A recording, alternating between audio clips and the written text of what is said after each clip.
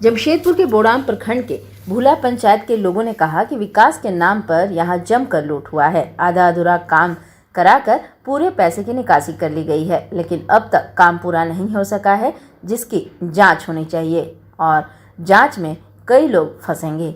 वहीं बीडीओ जिला के उपायुक्त को लिखित शिकायत इसके लिए की गई है। स्थानीय युवक और लोगों का कहना है कि मोहनपुर गांव में जगन्नाथ महतो की जमीन पर 5000 फीट टीसीबी का निर्माण होना था, लेकिन बिना काम कराए पैसे की निकासी कर ली गई है। वहीं मोहनपुर गांव में गोपाल महतो की जमीन पर 2000 फीट कच्चा नाली का निर्माण होना था, लेकिन 300 फीट काम हुआ और पूरे पैसे की निकासी हो गई। वहीं मोहनपुर गांव में धर्मदास महतो की जमीन पर 1000 फीट कच्चा नाली का निर्माण होना था, जिसमें मात्र 500 फीट काम हुआ और पैसे की निकासी कर ली गई। वहीं मोहनपुर गांव में रंजीत महतो के 3000 फीट और दीपाली महतो 3000 फीट का मेड़बंदी होना था, जिसमें मात्र 200 फीट काम किया गया है और पूरा पैसा का निकासी कर लिया गया है। भूला पंचायत के लोगों का कहना है कि यदि सही से जांच हुई तो लाखों रुपए का घोटाला सामने आ सकता है। मामला मनरेगा के तहत है। बोड़ाम प्रखंड के अंतर्गत भूला पंचायत गांव मोहनपुर में, मतलब टोटल भूला पंचायत का अंडर में सबको देखा जाए तो अनुमानिक लगभग 50 लाख से अधिक का घोटाला हुआ है, जिसमें मोहनपुर का ही अभी योजना आपको बता रहे हैं। जगन्नाथ महतो के जमीन पर 5000 फीट टीसीबी निर्माण है, जिसमें 19,575 रुपया पैसा निकासी हो गया है, लेकिन उसमें एक इंच भी काम नहीं हुआ है। ऐसे जैसे आपका ये गोपाल महतो का जमीन पे 2000 फीट कच्चा नाली निर्माण, उसमें उस दिन वीडियो मैडम के साथ आए तो उसमें मापी किए, देखा गया कि 310 फीट काम हुआ है, जिसका चौड़ाई 3.5 फीट होना चाहिए, उसका चौड़ाई में 2 फीट है, गहराई 3 फीट होना चाहिए, उसका गहराई में 6 इंच है।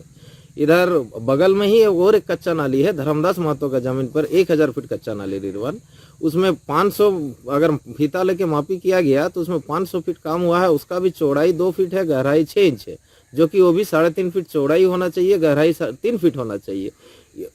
उधर दूसरा बगल में मेरा चाचा का ही जमीन पे, मेरा चाचा का और चाची का दोनों का नाम मिला के 3,000 6,000 फीट मेड़बंदी है, जो कि मेरा अपना ही खुद का चाचा है, उनका 200 फीट मेड़बंदी काम किया है, बाकी सबका पैसा निकासी होके मतलब गबन कर लिया है। तो इस तरह अगर देखा जाए, हम लोग 17/11 को वीडियो मैडम को लिख के दिए थे जांच के लिए। वीडियो मैडम जांच की, अपना स्तर से 6 योजना को जांच की। जांच करने के बाद उच्च स्तरीय जांच के लिए डीसी साहब को, एडीसी को और डीआरडी को, तीनों को मैडम कॉपी भेजी थी मेरे को कि उनको दिया है। उसके बाद हम लोग 13/12 को गए हैं हमारे पूर्वी सिंहभूम डीसी सूरज सर के पास। सूरज सर ने अच्छा रिस्पांस दिया कि हम लोग को जांच कराएंगे, बहुत अच्छा ढंग से जांच कराएंगे, लेकिन 23 तारीख के बाद अभी तक ना इसका कोई जांच हुआ ना कुछ हुआ। तो टोटल हम लोग लिखित रूप से 56 योजना का उल्लेख कर दिए, तो साथ में छायाप्रति भी कम से कम सैकड़ों योजना पार है। सर को हम बताए भी थे कि सर इस योजना से ढंग से जांच कराइएगा तो देख लीजिएगा सर, कम से कम 50 लाख से अधिक का घोटाला है।